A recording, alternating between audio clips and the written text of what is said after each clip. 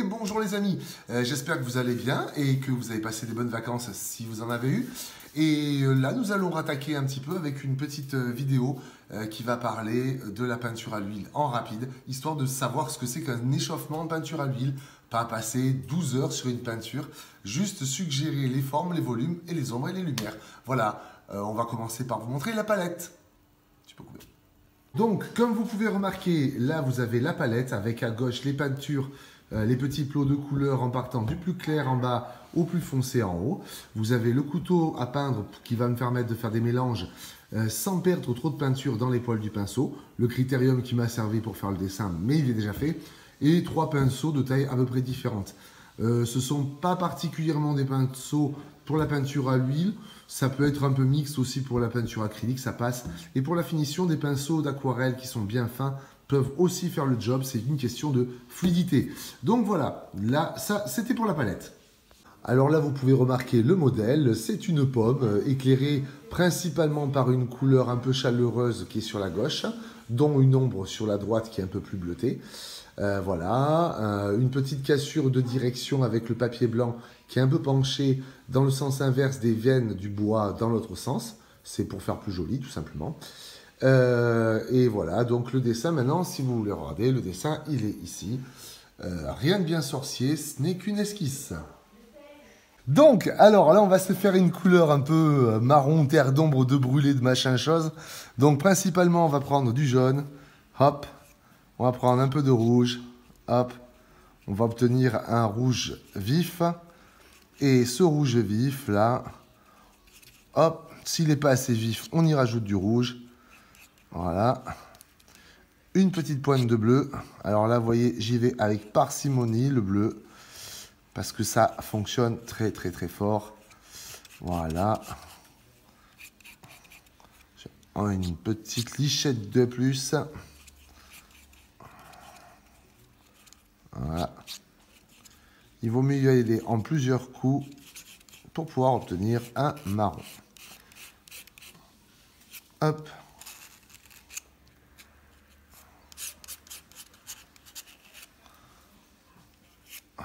Voilà. On a un beau marron. Tu peux arrêter. C'est parti. Donc maintenant, on prend un peu d'eau. Hop, on va le mettre dans notre petit marron tranquillement. Hop, hop, hop. Et on va s'en servir pour esquisser. Hop, on déplace les affaires. On se réinstalle. Tac. De toute façon, à voir sur modèle comme d'hab. Hein. Évidemment, on ne peint pas à l'aveuglette. On remet la lumière sur le modèle. Et là, on se sert du marron pour placer un petit peu les ombres. Voilà. Si ça ne glisse pas, et on rajoute de l'eau. Alors bien sûr, cette peinture à l'huile, à l'eau, est mixable avec de l'eau. Alors que si vous utilisez de la peinture à l'huile tout court, hop, il vous faudra rajouter de la térébenthine. Voilà. Donc c'est qu'une esquisse, on dessine à peu près, on pose à peu près les choses. Voilà. Et ça donne l'impression qu'il y a déjà des ombres. On peut aussi s'en servir pour mettre un peu de marron autour pour suggérer les fils du chêne. Voilà. Ce bois-là qui va nous faire ressortir un petit peu le reste. Plus je mettrai d'eau, plus ma couleur sera claire. Donc là, vous voyez, je prends juste ce qui reste de couleur sur le pinceau et j'étale pour faire déjà un peu d'ombre. Un peu comme si j'étalais du crayon à papier. Voilà. Alors certains vont me dire que ça fait déjà pas mal comme ça, mais ce n'est vraiment que le tout début du début. Voilà, hop. Un peu. Vous pourrez remarquer que je ne mets surtout pas de couleur sombre à un endroit où je devrais mettre de la lumière. La peinture à l'huile, on n'attend pas qu'elle sèche. on essaye déjà de ne pas mettre de la mauvaise couleur au mauvais endroit. Et si on se trompe dans la couleur que l'on met, eh bien, il vaut mieux l'enlever. Ça prend pas très très longtemps avec de l'eau ou avec de la térébenthine. C'est assez rapide. Plutôt qu'attendre pendant 3 jours le séchage de la peinture en question. C'est pour ça que beaucoup de gens passent à l'acrylique parce que ça sèche plus vite. Mais on n'est pas tous obligés d'être des victimes d'une erreur. On peut aussi la reprendre en main et s'en débarrasser. Voilà, je finis avec la pomme. Hop. Là.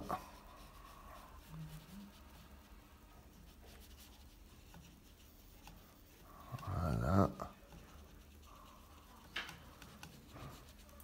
Voilà. Et vous allez voir, là, je vais enlever un peu de couleur à la base. J'ai mis un peu d'eau et je repasse mon pinceau que j'essuie un peu sur le sopalin. Ça me permet d'enlever une partie de la couleur foncée. Voilà, voilà. Pour l'ombre, c'est pas pareil. Comme vous pouvez remarquer, l'ombre, elle est bleutée. Donc, je ne vais pas mettre de marron dessus.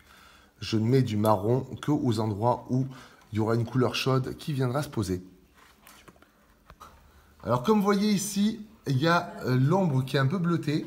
Voilà, donc je vais préparer une base de bleuté que je pourrais utiliser aussi un petit pour rappeler le vert qui sera en haut. Comme ça, base bleutée, vert, ça fonctionne avec. Voilà, donc là, on va retourner, hop, sur le plan des couleurs. On prend un peu de bleu. On prend pas de blanc, pas besoin. Un peu de rouge, un peu de jaune. Alors, on peut les prendre petit à petit ou carrément piquer une petite lichette dans le marron, histoire de ne pas avoir un bleu façon oui oui au pays des merveilles. Voilà, ça y est, on a un bleu qu'on pourrait dire bleu de Prusse ou un bleu roi. Voilà. Et là, je vais juste avoir à rajouter, pareil, un peu d'eau. Voilà. Voilà. Et là, je vais esquisser. Je vais esquisser mon ombre. Alors, est-ce que on peut voir les deux en même temps ou pas? Oui, ça fera à peu près le job. À peu près. Je me décale un petit peu. Tac. Donc, ici, je mets le bleu de la base et je dessine directement. Si je me loupe un peu sur l'ombre, c'est pas la mort. Le principal, c'est le point de départ, le point d'arrivée. Le reste, c'est comme le mariage, c'est du remplissage. C'était très fin, ça. Je me fais des blagues tout seul. Hop. Voilà, un peu de coloriage. J'en mets un petit peu aussi là où ça fait un peu vert, un peu bleuté. Là, avoir quelques petites touches, ça fera nécessairement pas de mal. Et dans le bois aussi, quelques petites nuances bleutées ne feront pas de mal. Voilà. Hop, je ne mets pas des grosses touches, hein. Ce ne sont que des touches très très légères. Toujours peinture égale finesse au démarrage. Et quand on a beaucoup d'habitude, après, on peut y aller un peu plus comme une brute, mais de préférence, on y va mollo. Voilà. S'il y a des touches qui sont un peu trop bleu foncé, je les estompe un peu en frottant mon pinceau dessus. Je reprends un peu plus de bleu pour marquer la profondeur, ce qui doit déjà donner un effet un peu de volume. Voilà, je reprends un peu d'eau. Voilà.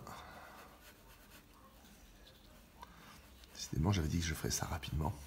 Du coup, c'est déjà long. Hop.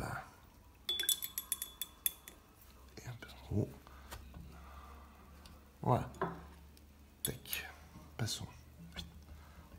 Là, vous voyez, j'en ai mis un peu trop en haut. Je mets un peu d'eau et je l'enlève. Un peu comme en aquarelle. Rien de bien sorcier. Voilà, voilà. Ça, c'est pour la base. C'est mon jeu. Donc voilà, j'ai préparé plusieurs couleurs qui sont à peu près celle qu'on va retrouver sur la pomme, le vert en petits points par-ci par-là et dans la corolle, le jaune qu'on va retrouver plutôt sur ce côté-là, ce rose un peu vieillot qu'on va retrouver un peu vers ici, le rouge. Pour l'instant, je n'ai pas préparé le rouge bordeaux parce qu'il va peut-être se faire directement entre cette couleur et la couleur sombre qui est derrière. Je ne ferai que finir avec un peu de noir ici. Et par contre, je ne me suis pas du tout occupé du chêne. Donc ça, on verra plus tard. Donc en général, en peinture à l'huile, ce qu'on fait pour ne pas avoir à nettoyer son pinceau 15 fois, on commence par des peintures qui ne contiennent pas de blanc. Donc on va plutôt commencer par les couleurs foncées. Voilà, on va plutôt les appliquer en restant proche de son modèle pour toujours pouvoir placer les couleurs au bon endroit. Voilà, alors évidemment j'ai changé la pomme de place pour faire les couleurs, donc il y a quelques couleurs qui sont plus tout à fait au bon endroit, mais c'est pas grave. Voilà, maintenant, au lieu de laver mon pinceau, j'ai juste à l'essuyer un petit peu et m'en mettre plein les doigts bien sûr, et prendre la couleur suivante. Voilà, la disposer c'est pareil, là je regarde bien quelle couleur est à quel endroit. Tac. Voilà. Si je vois que ma couleur est trop forte, j'en mets pas une grosse quantité. Ce qui peut arriver. Je n'en mets qu'un petit peu. Et je passe à la suivante.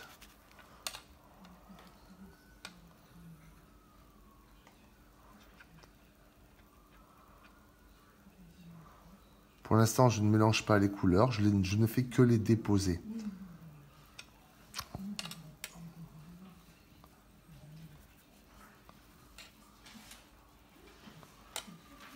Si je vois que les couleurs se touchent et que je commence à étirer de la couleur qu'il ne faut pas sur le pinceau, j'essuie mon pinceau. Hein, je ne barbouille pas pendant 3 heures.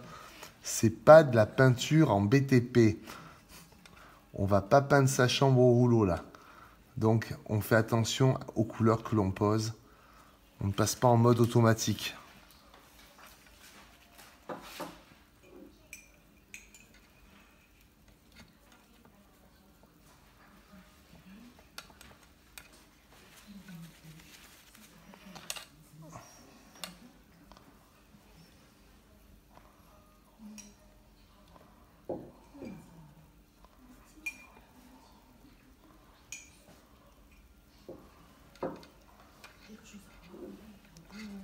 Donc voilà, j'ai posé les couleurs principales.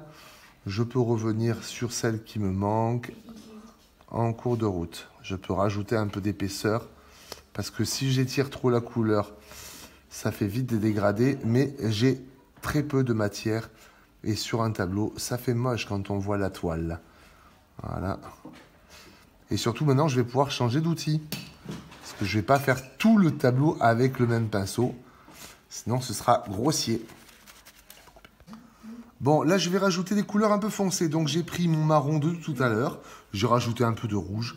Et maintenant, je vais rajouter parce que je manque de puissance. Et alors, si quand je mets le foncé, hop, ça ne fait pas assez effet, vous voyez, là, c'est un peu léger, eh bien, ça veut dire que ma couleur n'est pas assez sombre. Donc, je vais de suite, je ne vais pas attendre 2 heures, je vais de suite rajouter plus de rouge et plus de bleu. Voilà. Et encore plus de rouge. Parce que là, je vais essayer d'atteindre un rouge bordeaux. Et pour ça, on doit se rapprocher hop, du marron. Le rouge bordeaux, c'est la même famille. De toute façon, il suffit de peu pour passer de l'un à l'autre. Voilà, donc on peut rajouter, hop, ici. Vous voyez, de suite, ça donne beaucoup plus de puissance. Voilà. Tac, tac, tac, tac. Et donc, de suite, ça donne plus de relief aussi. La peinture, maintenant, j'ai besoin qu'elle soit fluide. C'est-à-dire qu'elle soit plus liquide, parce que j'ai besoin d'être précis. Donc pour ça, je rajoute de l'eau. Si vous êtes en peinture à l'huile normale, vous rajoutez de la peinture, de la térébenthine, excusez-moi. Je ne suis pas hyper concentré. Et là, maintenant, je vais venir lécher un peu plus le bord. Tac, tac, tac, tac. Voilà.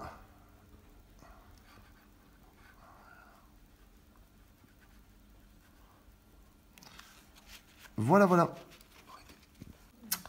Donc, je vais rajouter maintenant un petit peu de foncé. J'ai passé un tout petit peu le pinceau pour lécher un petit peu les zones où il y avait un peu trop de volume.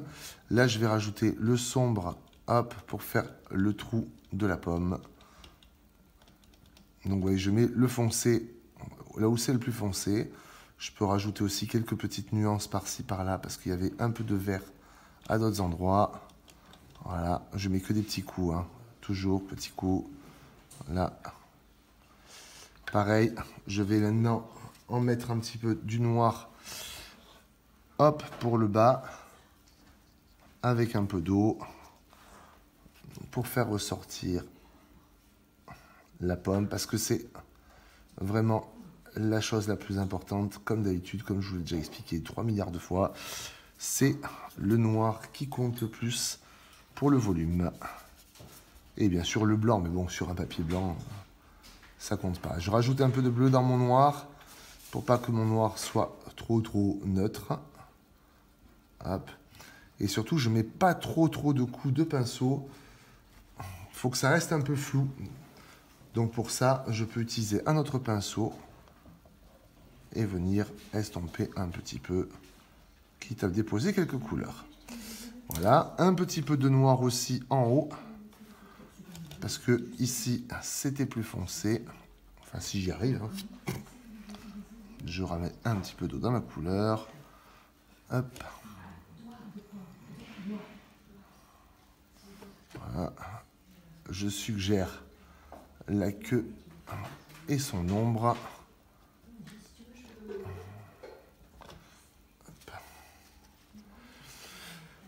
On va couper pour que je fignole un petit peu et que je fasse la couleur du chêne.